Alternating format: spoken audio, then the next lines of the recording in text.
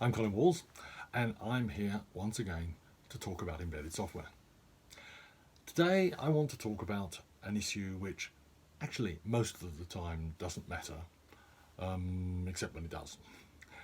It's one of those obscure things which can bite you if you don't understand it, but if you have a basic idea of what's going on, you won't be caught out. And that subject is Endianness. Endianness is all about how bytes are stored in memory. As soon as you have a machine which has memory locations which are greater than a byte, then those bytes have to be stored in memory in a particular order. So you can put the least significant byte first or the most significant byte first. Either is fine, they're just different. We call that endianity or endianness. Take your pick.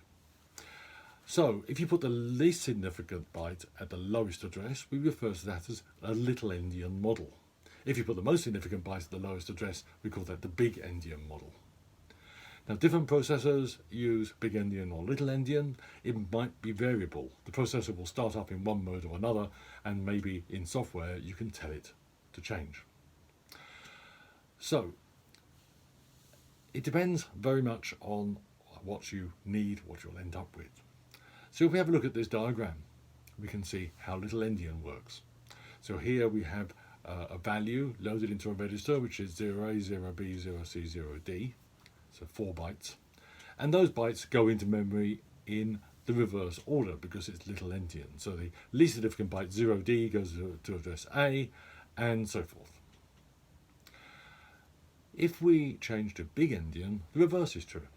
So now we have the same value in the register, but when we store it in memory, the most significant byte, the value 0A, gets stored at location A, and then 0B at A+1, and so forth.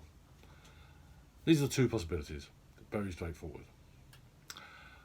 So if we look at this piece of code, we have the same number in the variable n, and we have some other variables declared here. If we look further down, we have the value n is being cast to be an unsigned char and assigned into C. Now, by definition, this means that the least significant byte is stored into C. So C contains the value 0D. On the other hand, if we have a pointer to char here, and we point at the location n, having cast that pointer to unsigned char, and then we read the data which P is pointing at into D, what value will D have? It will depend on the endianness. If it's a Littleendian processor, then we'll have the value 0D in there. If it's a Bigendian, we'll have the value 0A in there. So try the code yourself. You'll find it goes one way or the other depending on what computer you're running that on. Now, when does this matter? Well, a lot of the time it doesn't. There are two circumstances when endianness can catch you out. One is if you are networking, sending streams of bytes in memory, when you have to break down words in memory to bytes to send them or construct them when you receive them. So you need to know which way around that data is being represented. And the other one is if you have multiple representations of data in code.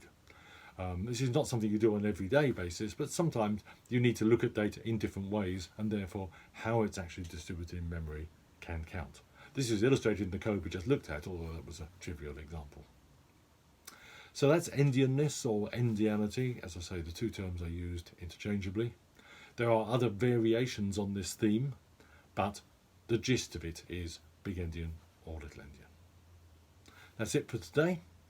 So until next time, when I'm back here to talk about some other embedded software matter, I'll say bye for now.